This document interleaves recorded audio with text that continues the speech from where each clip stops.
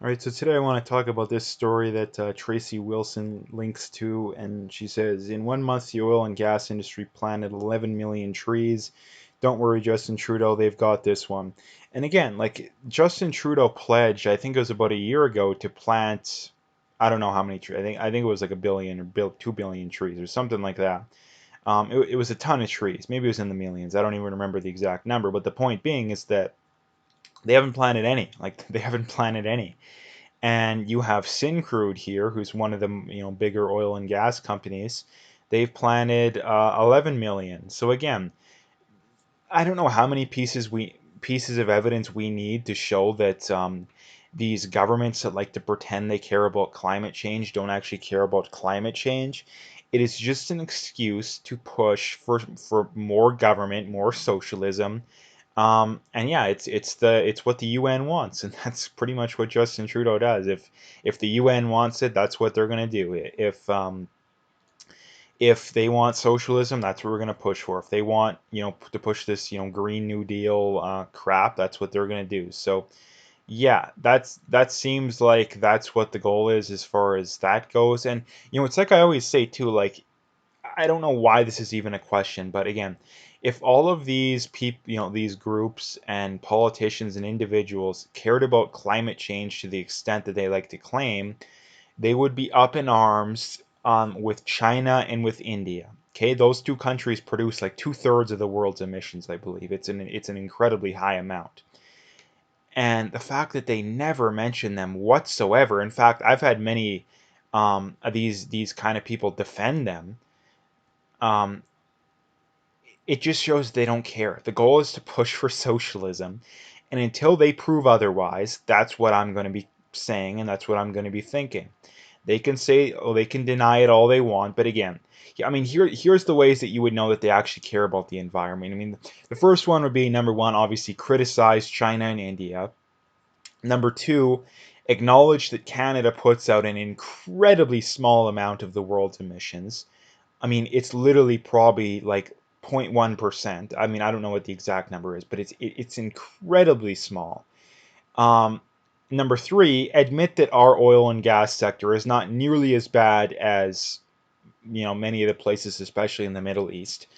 And number four, stop adding in all these social justice, crazy socialist, progressive policy positions in with your quote unquote stuff that you want, like in the Green New Deal, how they had like reparations and all this garbage. Like again, those are kind of four main things. I mean, that's just off the top of my head. I'm sure there's a lot of other stuff, but I guess actually I shouldn't say that. There's a very important another one.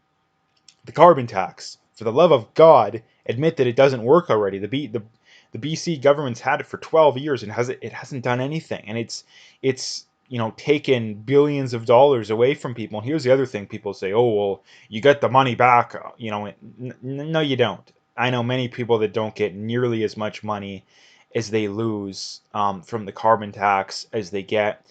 And no, number, I mean, here's another thing too. Like, I have a family member who lives in a nursing home that got, money back from the carbon tax. Like, again, like they're putting out next to no, I mean, they literally never leave the nursing home, right? So they're putting out literally next to no emissions, but yet they get a bunch of money back. Like, how does that make any sense?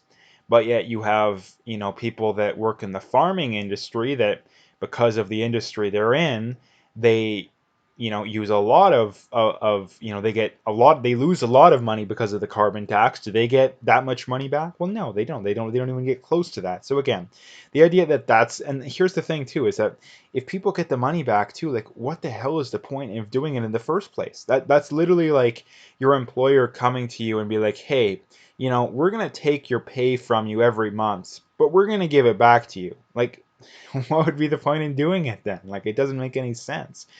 um and I mean, here's the other thing. The another thing they bring up is, oh, it's aimed to go after the big emitters. Well, the Paris Accord allows China and India to continue to build coal power plants and to continue to emit pretty much as they want, right? So if the goal is to go after the big emitters, then again, like the double speak amongst these people is absolutely astounding. On one hand, we're only worried about the big emitters, but on the other hand, we're only worried about Canada, the country that puts out, less than, well below 1% of the world's emissions. Like, which one is it? Like, you constantly defend the countries that put out by far the most emissions, but on the other hand, it's like, oh, we're only worried about the big emitters. Like, it's such insanity, it's not even funny. So anyway, I just wanted to have a little rant on the whole this kind of stuff, which again, the liberals are talking about raising the carbon tax or just implementing a different carbon tax because the current one has such a bad name to it. So I really need to be talking about this kind of stuff lots because it's important people kind of know what the heck is going on. So anyway, if you liked the video, make sure you hit that like and subscribe if you haven't already. Make sure you follow me on Twitter. That's the big one.